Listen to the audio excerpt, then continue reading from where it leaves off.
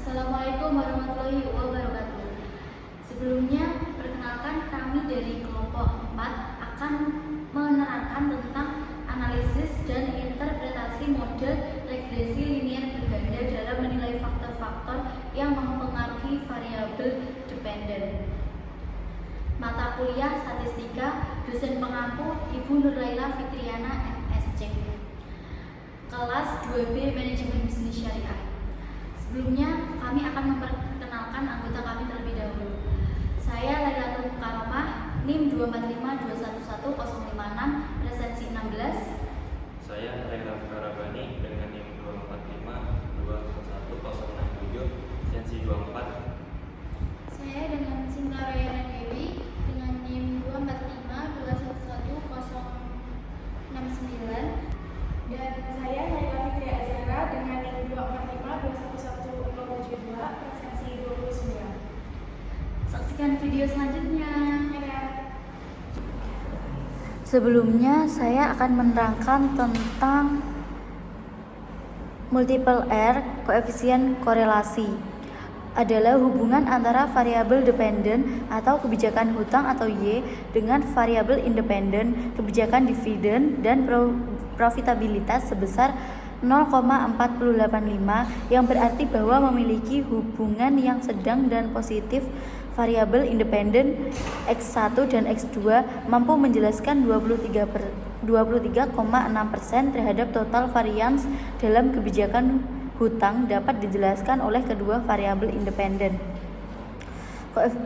Data tersebut kami dapatkan dari cash dari data tersebut. Kemudian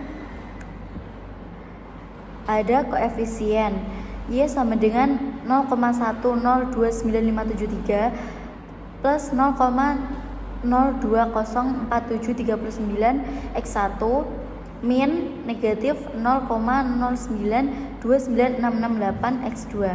Persamaan regresi di atas menunjukkan antara kebijakan dividen profitabilitas dan kebijakan hutang. Nilai konstanta sebesar 0,102973. Apabila kebijakan dividen yaitu naik 1 unit, maka kebijakan hutangnya bertambah menjadi 0,020479. Apabila profitabilitasnya naik 1 satuan, maka kebijakan hutangnya akan berkurang sebesar min 0,0929968. Apabila profitabilitasnya naik 1 satuan, maka kebijakan hutangnya akan berkurang sebesar min 0,0929668. Data tersebut diperoleh dari uji error seperti berikut.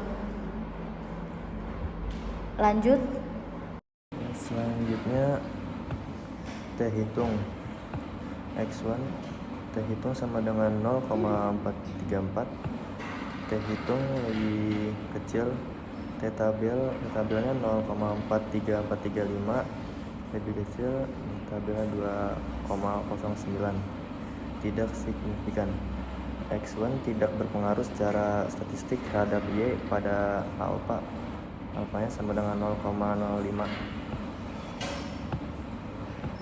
Ini kita hitungnya untuk X1, ini tabelnya. Nah, lanjutnya yang kedua X2 kita hitung sama dengan min 2,651. Hitung lebih besar tabel min 2,651 di kecil 209. Signifikan X2 berpengaruh secara statistik terhadap Y. Untuk X2 nya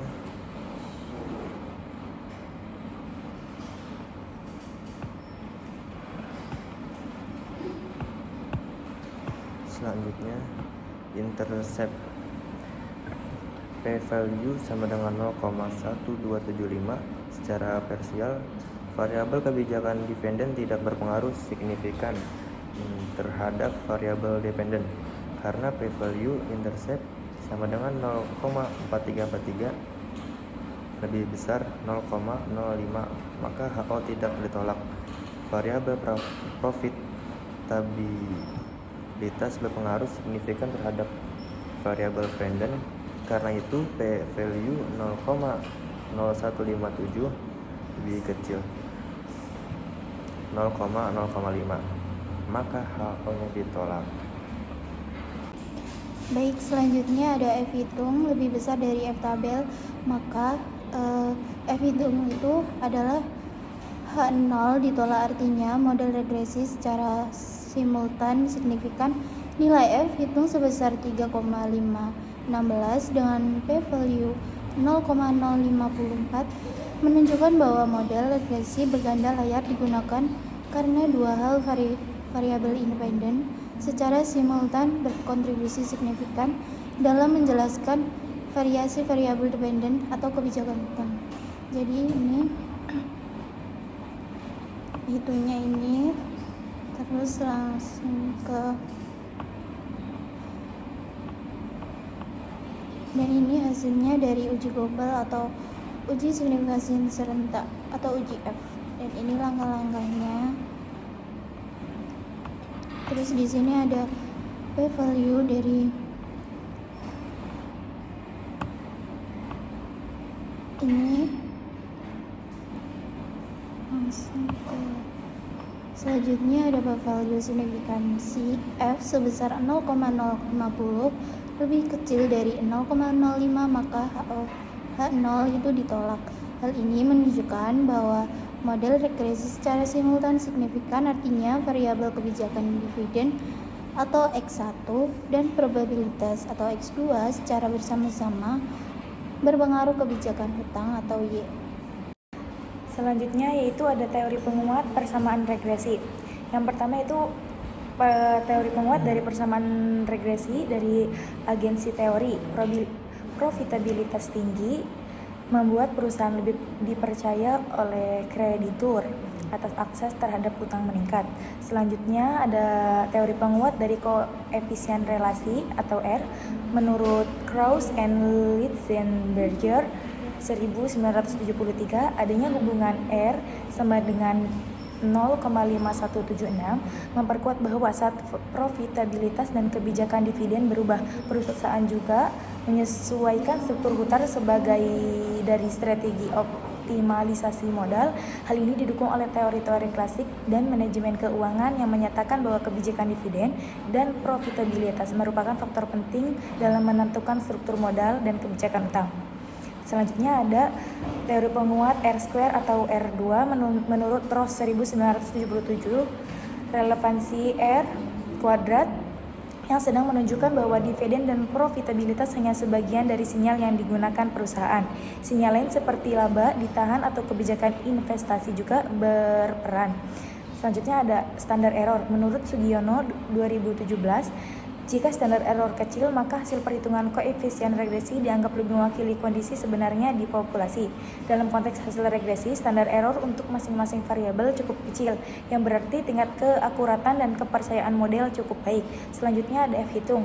Menurut Ghazali 2018, hasil dari F yang signifikan memperkuat bahwa model layak untuk digunakan dalam prediksi. Selanjutnya ada koefisien regresi intercept. Menurut Gujarati 2004. Intercept adalah nilai ekspektasi Y ketika semua X sama dengan 0. Dalam beberapa konteks ekonomi, maknanya mungkin tidak selalu relevan secara praktis, tapi tetap penting secara statistik. Selanjutnya ada koefisien regresi X1 menurut Sartono 2010. Ini mendukung teori bahwa dividen berperan sebagai sinyal stabilitas keuangan yang mengurangi tekanan terhadap pembiayaan eksternal. Selanjutnya ada koefisien regresi X2 menurut Sartono lagi 2010. Koefisien regresi X2 negatif mencerminkan bahwa perusahaan lebih suka pembiayaan internal daripada berutang.